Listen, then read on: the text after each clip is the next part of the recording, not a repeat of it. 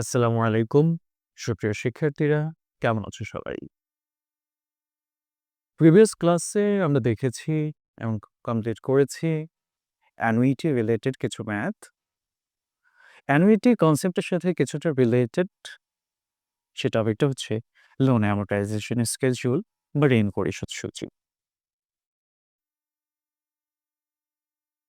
Loan অ্যামortization schedule বা ঋণ পরিশোধ সূচি হচ্ছে এমন একটি টেবিল বা তালিকা বা সূচি যেখানে একটি ঋণের আসল পরিমাণ, প্রতিটি কিস্তির পরিমাণ, কতটি কিস্তি পরিশোধ করা হবে সেটা, প্রত্যেক কিস্তিতে কত পরিমাণ, কি পরিমাণ সুদ, কি পরিমাণ আসল টাকা পরিশোধ করা হবে এবং প্রত্যেকটা কিস্তির শেষে কি পরিমাণ টাকা অবশিষ্ট আসল হিসেবে থেকে যাবে, এই সব তথ্যগুলো ঋণ পরিশোধ সূচিতে উপস্থাপন করা হয়।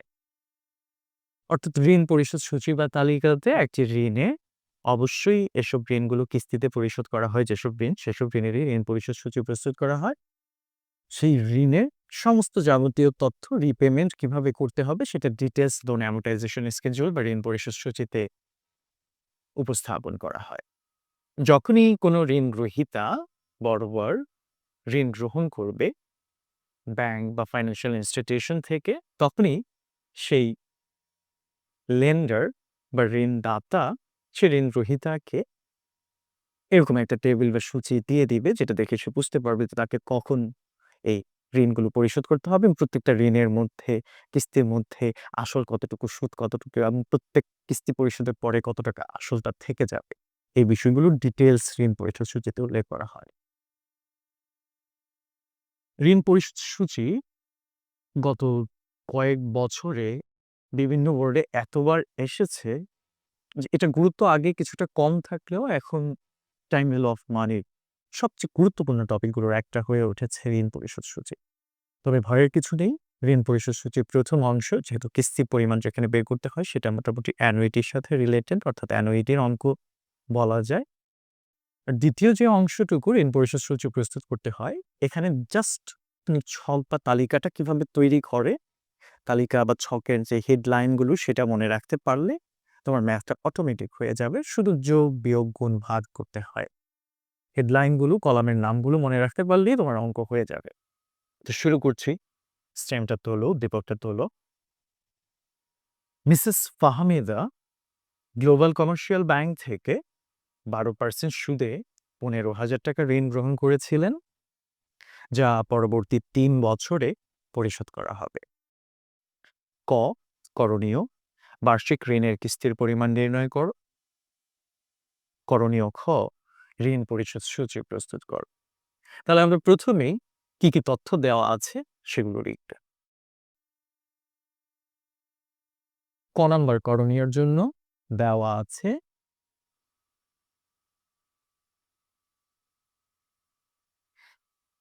12% সুদ, ইন্টারেস্ট রেট 12% মানে হচ্ছে 0.12।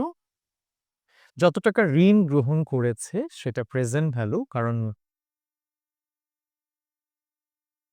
আমরা জানি টাইম ভ্যালু অফ মানিতে আসলে পাস্ট বলে কিছু নেই, যেটা দুইটা ঘটনার মধ্যে যে ঘটনাটা আগে ঘটবে সেটা প্রেজেন্ট আর পরের ঘটনাটা হচ্ছে ফিউচার। মানুষ অবশ্যই ঋণ আগে গ্রহণ করে, পরে ঋণের টাকাটা পরিশোধ করে, তাই না?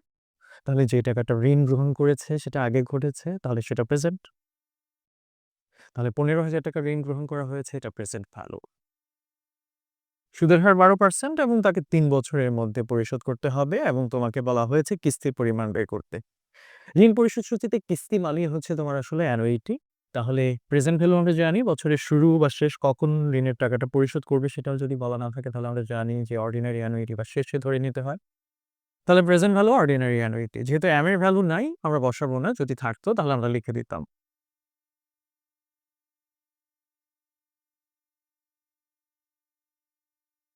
Ordinary annuity. যদি অ্যানুইটি ডিউ হইতো এখানে 1 প্লাস i টাকে মাল্টিপ্লাই করে দিলাম। দেখো এখানে আমার জাস্ট কিস্তির পরিমাণটা বের করতে হবে। তাহলে প্রেজেন্ট ভ্যালু হচ্ছে 15,000 টাকা দেওয়া আছে। কিস্তির পরিমাণ আমরা এখনো জানি না। 1 মাইনাস 1 প্লাস সুদের হার হচ্ছে 0.12 and equals to 3.12। যেহেতু এর ভ্যালুটা বের করতে হবে, ইন্টারেস্ট ফ্যাক্টরের ভ্যালুটা কত হয় সেটা আমাকে ক্যালকুলেট করে বের করতে হবে। বাম পাশে লেফট সাইডে 15,000 ই থাকবে, রাইট হ্যান্ড সাইডে এ এর সাথে মাল্টিপ্লাইড হবে হচ্ছে তোমার ইন্টারেস্ট ফ্যাক্টরটা। যেটা আমরা এখন ক্যালকুলেট করব। ফার্স্ট এই পার্টটুকু ক্যালকুলেট করতে হবে। 1 ডিভাইডেড বাই 1.12 টু দি পাওয়ার 3 সংক্ষেপে করে ফেললাম। তাহলে কি করতে হবে? সেকেন্ড স্টেপে 1 মাইনাস অ্যান্সার, তাহলে উপরের অংশটুকু পেয়ে গেলাম, সেটাকে ভাগ দিব হচ্ছে 0.12 দিয়ে। তাহলে এখানে ভ্যালু আসবে 2.40183126 যেহেতু অঙ্ক আমাদের এখনো মাঝখানে আছে, শেষ হয়নি, তাই এখানে তোমার সবগুলো ডিজিট নিতে হবে। অ্যাটলিস্ট দশমিকের পরে তো 4-5টা ডিজিট রাখতেই হবে, নয়তো তোমার অ্যান্সার কিন্তু ডিফার করবে। তাহলে আমার লাগবে এর ভ্যালু মানে কিস্তির পরিমাণ, ইনস্টলমেন্ট অ্যামাউন্ট। এটা ডান পাশে আছে গুণ হিসেবে, বাম পাশে চলে আসবে ভাগ হয়ে যাবে। তাহলে 15,000 will be divided by 2.40183126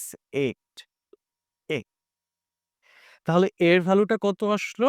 Therefore A equals to 15,000 divided by answer 6,245 দশমিকের পরে যেটা আসছে 2.23 সেটা আমরা না লিখলেও হয়। তাহলে কিস্তির পরিমাণ যেটা বের করতে বলা হয়েছিল রিকোয়ারমেন্ট এতে 6,245 টাকা। ঋণ পরিশোধ সূচিতে বেশিরভাগ ক্ষেত্রেই প্রথমে কিস্তির পরিমাণ বের করে নিতে হয়, পরে তোমাকে টেবিলটা বা সূচিটা বা তালিকাটা তৈরি করতে হয়।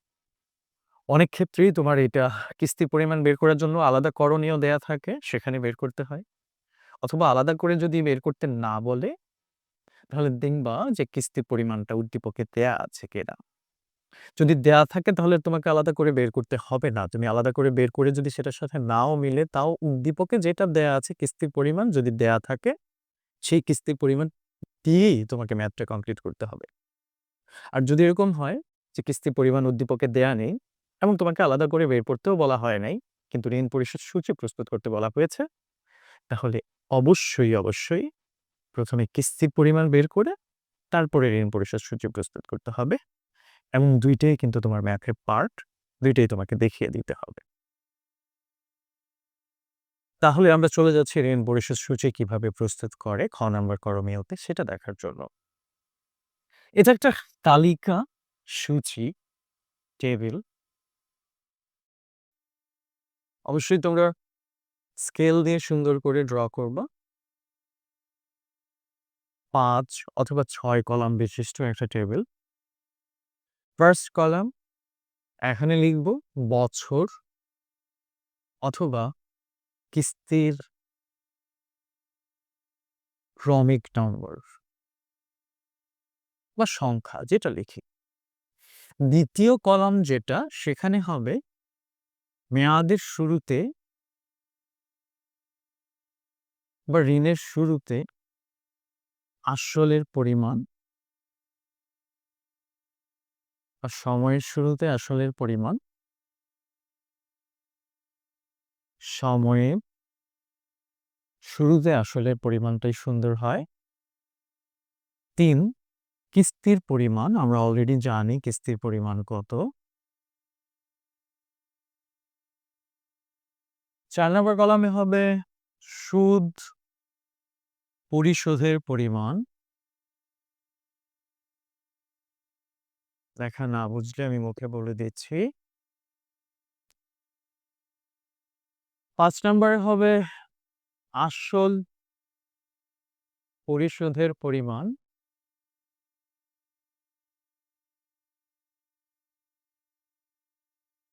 এবং 6 নম্বর কলাম, লাস্ট কলামে হবে সময়ের শেষে বা কিস্তির শেষে আসলের পরিমাণ।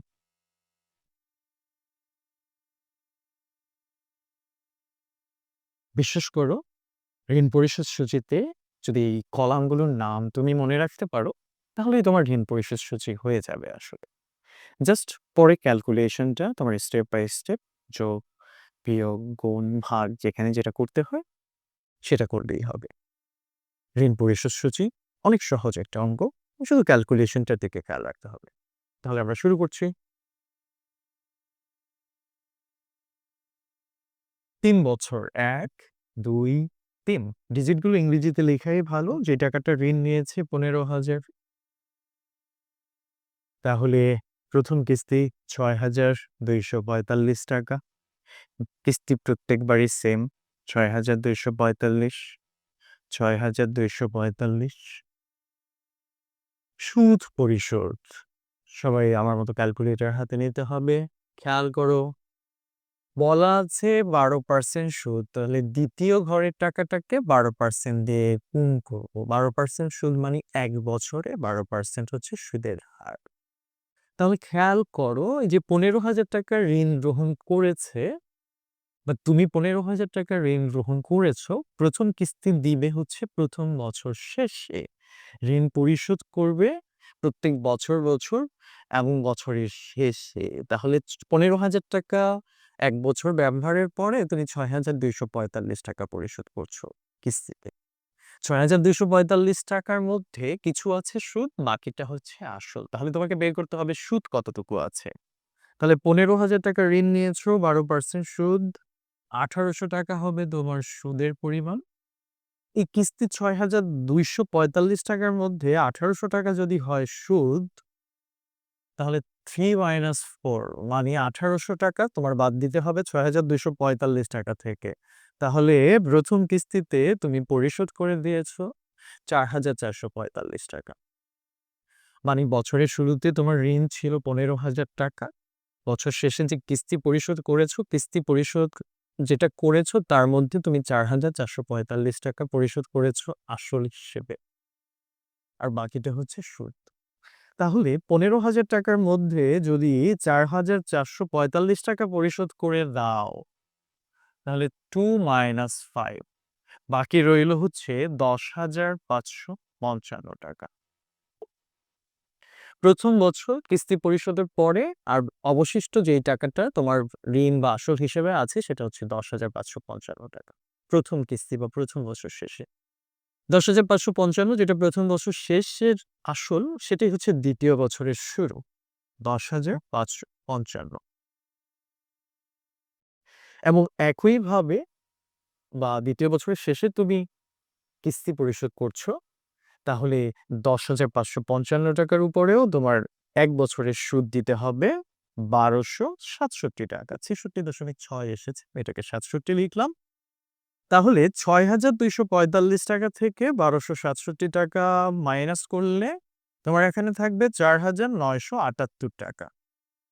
এটা হচ্ছে তোমার আসল পরিশোধ। দ্বিতীয় বছরে যে কিস্তি তার মধ্যে তুমি সুদ দিয়েছো ১,২৬৭, আসল দিয়েছো ৪,৯৭৮। তাহলে ১০,৫৫৫ র মধ্যে দ্বিতীয় বছর শেষে ৳৪,৯৭৮ পরিশোধ করে দিলে দ্বিতীয় বছর শেষে তোমার ঋণের পরিমাণ থাকে ৳৫,৫৭৭। সেটাই হচ্ছে তোমার তৃতীয় বছরের শুরু।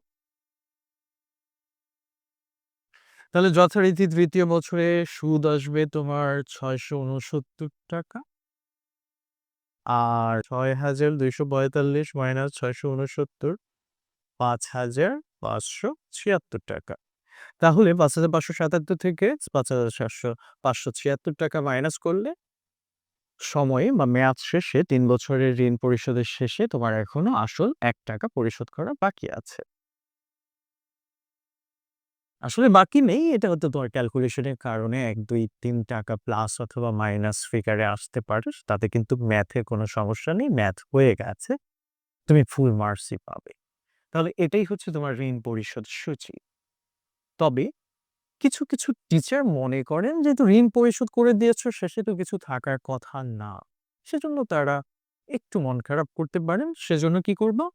এখানে 1, 2, 3 যেটাই আসুক তুমি 0 লিখে দিবে। অন্য কোনো কিছু না করলেও কোনো সমস্যা নেই। কিন্তু আবার ১,০০০ আসছে তুমি 0 লিখে দিয়েছো সেটা কিন্তু করবে না। এখানে 0 আনতে হয় কিভাবে? তুমি প্রত্যেক বছর ১ম এ কিস্তি থেকে সুদটাকে পরিশোধ করে বাকিটাকে আসল দেখিয়েছো। আর এখানে 0 আনতে হলে লাস্ট কিস্তিতে তুমি বছরের শুরুতে যেটা ছিল ৫,৫৭৭ সেটা বসিয়ে দিবে। এবার লাস্ট বছরের কিস্তির টাকাটা থেকে আসল টাকাটা মাইনাস করে যেটা থাকে সেটাকে তুমি সুদ হিসেবে দেখিয়ে দিবে। তাহলে শেষের বছর ঋণ পরিশোধ সূচিতে এখানে 0 আনতে হলে আগের বছরগুলোতে যেমন কিস্তি থেকে ১ম এ সুদ মাইনাস করে আসল পেয়েছো, আর এখানে কিস্তি থেকে আসল যে শুরুতে টাকাটা ছিল সেটা মাইনাস করে দিবে। তাহলে এখানে অটোমেটিক 0 আসবে।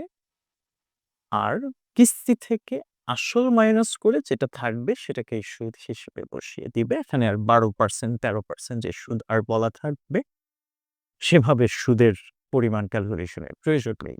লাস্ট লাইনে গিয়ে যদি 0 আনতে চাও। তাহলে এটাই ছিল আমাদের ঋণ পরিশোধ সূচি। খেয়াল করে দেখো, ঋণ পরিশোধ সূচিতে সুদ পরিশোধের পরিমাণ ১ম কিস্তিতে বেশি ছিল, তারপর আস্তে, আস্তে সেটা কমতে থাকবে। আসল পরিশোধ ১ম কিস্তিতে কম ছিল, আস্তে, আস্তে সেটা বাড়তে থাকবে।